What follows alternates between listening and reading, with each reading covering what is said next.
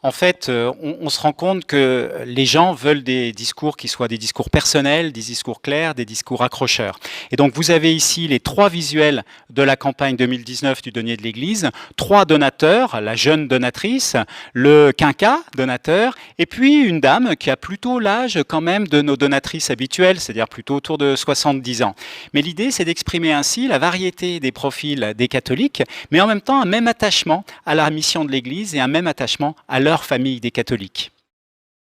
Il faut bien comprendre que l'état de la collecte des dons en France pour les associations et fondations n'est pas facile. L'année 2018 a été une année compliquée et en particulier dans le diocèse de Nancy, il y a eu un recul. Donc ce qui est important, c'est bien de pouvoir fédérer l'ensemble des catholiques autour de messages de fondamentaux de la foi en fait. Et lorsqu'on est mu par cette bonne nouvelle, on a envie de participer et de donner à l'Église les moyens de l'annoncer cette bonne nouvelle. Et c'est ça qu'on a voulu dire pour cette nouvelle campagne. Alors il y a 2 grands moments déjà de la campagne. Il y a le lancement de la campagne qu'on va vivre très bientôt dans votre diocèse puisque c'est le premier week-end de mars. Et puis ensuite il y a un deuxième temps fort qui est la relance de la campagne. Parce qu'il y a beaucoup de dons qui se font en fin d'année maintenant en France. Mais comme vous l'avez indiqué, entre ces 2 temps forts, on peut parler du denier à plein d'occasions. L'occasion de parents qui préparent le baptême de leur enfant, avec des parents qui inscrivent leur enfant au caté. Tout est bon pour pouvoir sensibiliser les personnes à l'importance du don.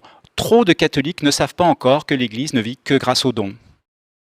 En 2017, on avait réussi à stabiliser, voire même à progresser un petit peu au niveau de la collecte. Mais par contre, en 2018, votre diocèse a subi un peu de plein fouet la baisse globale des dons en France, puisqu'on a une baisse qui est quand même significative de 4,6%.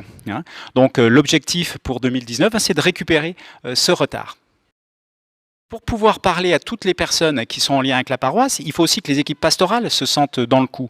Parce que qui va parler à des parents qui font faire baptiser leur enfant? C'est l'équipe de préparation au baptême. Donc il faut que ces personnes-là aussi soient conscientisées à l'importance du denier.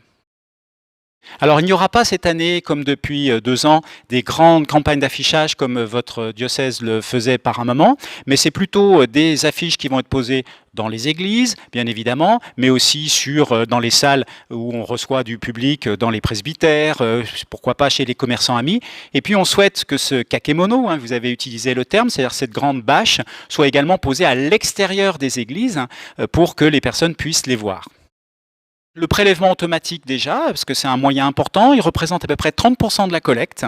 Donc ça, c'est vraiment utile. Et il faut rappeler peut-être à tout le monde que c'est plus simple et puis surtout moins douloureux, j'allais dire, de donner par prélèvement, puisque vous donnez par exemple 15 € par mois, ça fait 180 € à la fin de l'année, mais c'est quand même plus facile de le donner en 12 fois que de faire un seul chèque de 180 €. Donc il y a le prélèvement automatique.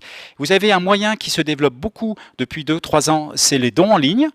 Donc des personnes qui donnent par carte bleue, et donc il suffit d'aller sur l'adresse du diocèse www.catholique-nancy.fr et vous pouvez donner en ligne avec votre carte bleue. Et puis sinon, bien sûr, on peut toujours donner en chèque, voire même en espèces.